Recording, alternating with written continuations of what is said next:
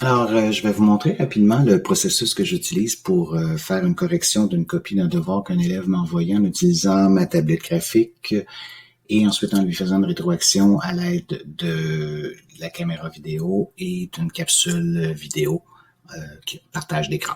Alors, je vais simplement ouvrir le courriel que m'a envoyé l'élève. Son devoir est en pièce jointe en PDF, donc je fais enregistrer. Idéalement, je me fais un répertoire là, simple pour retrouver ces devoirs-là.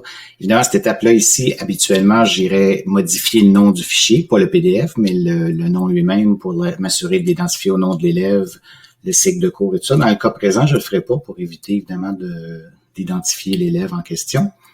Alors, je vais faire enregistrer et ensuite, je vais pouvoir envoyer ce fichier-là vers ma tablette en allant le retrouver dans mon répertoire de fichiers et en utilisant la fonction Bluetooth. Donc, je fais un clic droit sur mon fichier, envoyer vers, périphérique Bluetooth, et je vais choisir ici ma tablette sur laquelle je veux corriger le devoir. Donc, suivant. Tout ce qu'il va avoir à faire, c'est sur ma tablette, il va avoir une option d'accepter le document. Je vais l'accepter et le partage va se faire.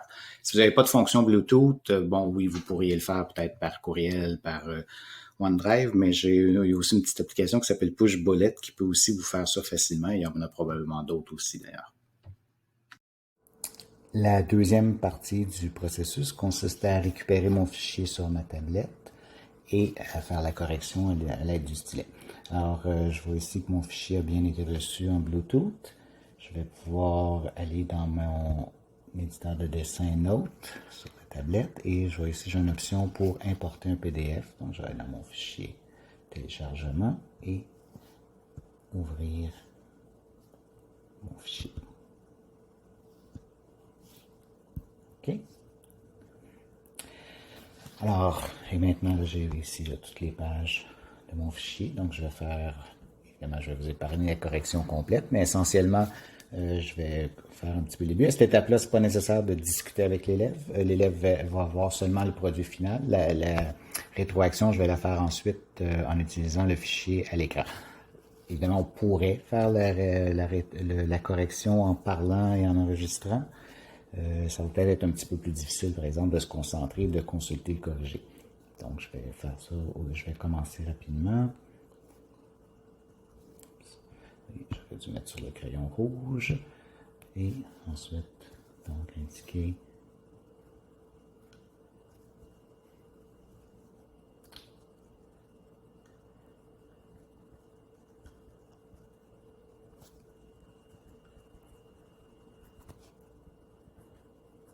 donc, évidemment, comme je disais, il n'y a rien à dire de spécial à cette étape-là, mais on peut en profiter, mettre en évidence certains éléments qu'on va vouloir discuter avec l'élève, mais on pourra aussi le faire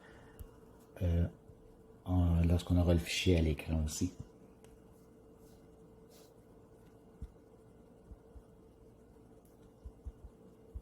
Donc, je vais faire une pause. Donc, une fois que j'ai fini ma correction ici, eh bien, maintenant, tout ce que je vais avoir à faire, c'est de l'exporter à mon ordinateur en utilisant encore la fonction Bluetooth. Donc, j'ai activé la réception Bluetooth sur mon portable. Là, je peux maintenant aller ici et faire partager. En fait, c'est ici. Donc, je veux partager sous forme de fichier PDF en utilisant la fonction Bluetooth. Donc, je sélectionne mon portable et le fichier est en route vers mon portable par la fonction Bluetooth.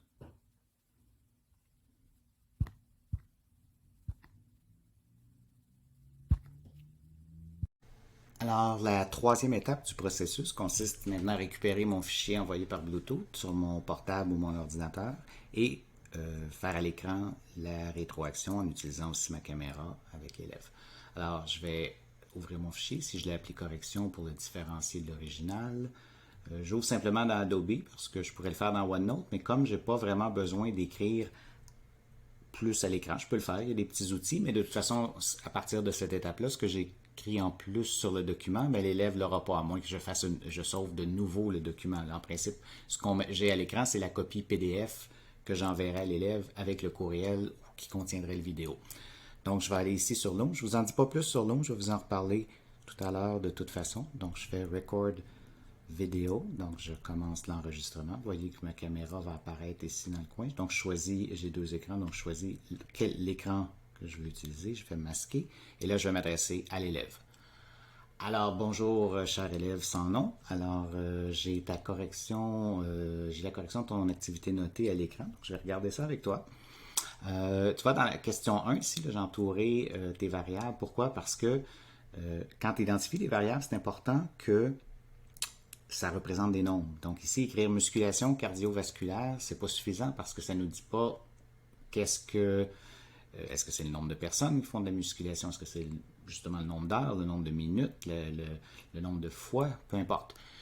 Donc, c'est tout le temps important que les variables doivent représenter des nombres. Hein. Ici, par exemple, au numéro 2, c'est ce que tu as fait. Nombre de thèmes pour X, nombre de pièces de monnaie pour Y. Alors, bon, ici, tu vois que dans la question, en réalité, tu as déjà un peu ce que tu devrais utiliser. Y, le nombre de minutes allouées.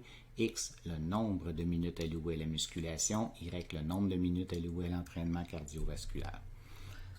En 2, ici, j'ai entouré, tu as dit oui, les contraintes sont respectées. Le seul problème, c'est que tu n'as jamais vraiment montré qu'est-ce qui te permet de dénoncer cette conclusion-là. C'est sûr que pour montrer que des contraintes sont respectées, tu devrais avoir à remplacer les valeurs qu'ils te donnent pour chacune des deux variables, 60 pièces de monnaie sans distinct. Il faut le remplacer dans chacune des inéquations et on devrait pouvoir vérifier que dans chacune des inéquations, les inéquations sont vérifiées en remplaçant ces deux valeurs-là. Donc là, on va pouvoir montrer que oui, les contraintes sont respectées ou non, si par exemple une des contraintes ne fonctionnerait pas. Alors, bon, ça c'est la correction de ton devoir. Je vais te laisser regarder ça et c'est important là, de regarder comme il faut. Tu as la copie en PDF aussi avec le courriel. Donc tu regardes et s'il y a quelque chose qui n'est pas clair, quelque chose que tu veux qu'on regarde, ben, tu me contactes puis on va arranger ça. Bon, évidemment, vous avez compris que là, je fais juste une page. Je ne vous ferai pas faire le devoir au complet. La beauté de Loom, c'est que vous voyez que aussitôt que j'ai terminé mon enregistrement, ben, il est déjà prêt pour l'élève. Évidemment, ici, là, je pourrais chercher changer le nom, c'est toujours préférable pour être capable d'identifier après. Je fais immédiatement copier le lien, ce qui fait que l'élève ensuite pourrait simplement va recevoir le lien et il va être prêt immédiatement à aller consulter la capsule que je viens de lui envoyer. Vous voyez, c'est déjà ici. Là. Je viens juste de la faire. Il n'y a pas de trucage, il n'y a pas de pause, c'est déjà prêt.